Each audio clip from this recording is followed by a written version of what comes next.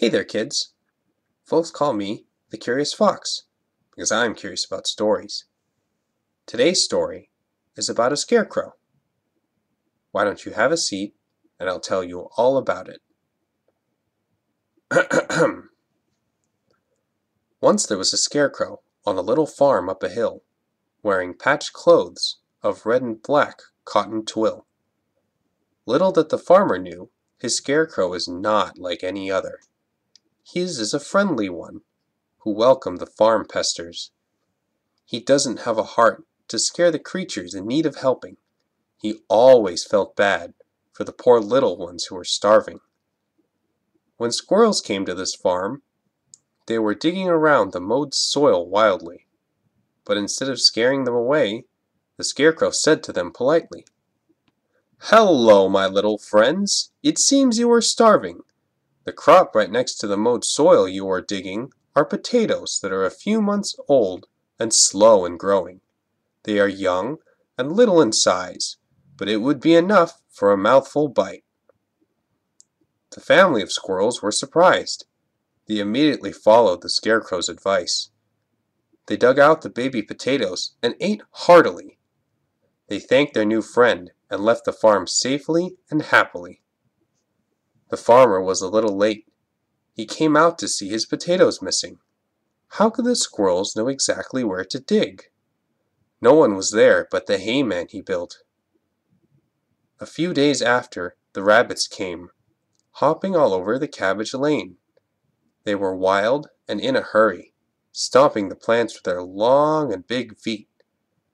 They chomped the cabbages with their big front teeth, and some were fighting for the greenest of leaves.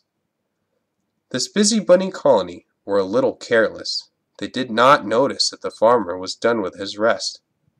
The scarecrow, amused by the playful pesters, immediately warned them about the farmer. "Go now, my friends. The farmer has awoken. I'm sure he will not like what you did to his garden. He will ruin your fluffy coatings. Escape quickly, my gentle beings." And again, the farmer was a little late. All he saw were footprints of rabbits all over the place. They ate most of the cabbages and ruined some of the other plants along its lane. He said to himself that this should never, ever happen again.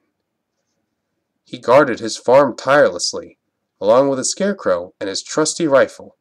He slept on his bench outside for nights, but nothing came but the bugs who bit him countless times. The farmer finally got tired and went inside his barn. He had had it with bugs, and he badly needed a bath.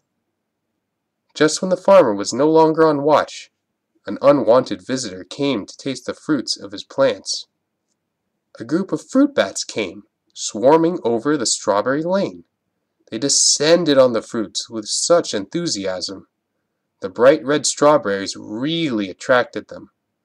These flying creatures were quite noisy when they eat. Little that they knew about the threat they were about to meet. When the farmer heard the noise of the bats eating, the scarecrow heard the angry farmer yelling. He feared what the farmer might do to the poor harmless bats. So he quickly warned them and said, "My shy little friends, you have to hide. The farmer guards his plants at night. Once he sees you, he will not be kind. He'll rearrange your insides." The bats immediately fled in fear. They were shaken when the angry farmer appeared. When the farmer saw what the bats had done, he went all mad and burned all that's left of the farm. He threw a torch to the spoils of his dead plants. Then he brought out the large vessels and threw them around his own land. The smoke engulfed the hill with darkness. The scarecrow, who was meant to scare, was frightened for the safety of his friends. The fire was catching and rapidly growing, and just at the foot of the hill is the woods where the animals are hiding. As the barn and the farm was being swallowed by the fire, the scarecrow just decided to cover his eyes. He felt sorry that he couldn't have a chance to say goodbye to the animals who became his friends in such a short amount of time. The next thing he knew, he was being saved from danger. He was taken away from the fire and the mad farmer. He was brought to the heart of the forest, by the bats, squirrels, and the rabbits. They stuck the Scarecrow into a very old tree, where he rested for a while and had a long sleep. When the Scarecrow finally woke, with a much unexpected surprise, he had become a part of the tree and grew fruits of different kinds. Hanging on his arms were strawberries and apples, while right below his feet were cabbages and potatoes. Gathered around him are the animals that he helped from the farm. The Scarecrow and his friends lives happily now for the days to come. Golly, I guess a friend in need really is a friend indeed. Good thing the Scarecrow helped out his animal friends. Thanks for listening, and I'll see you next time.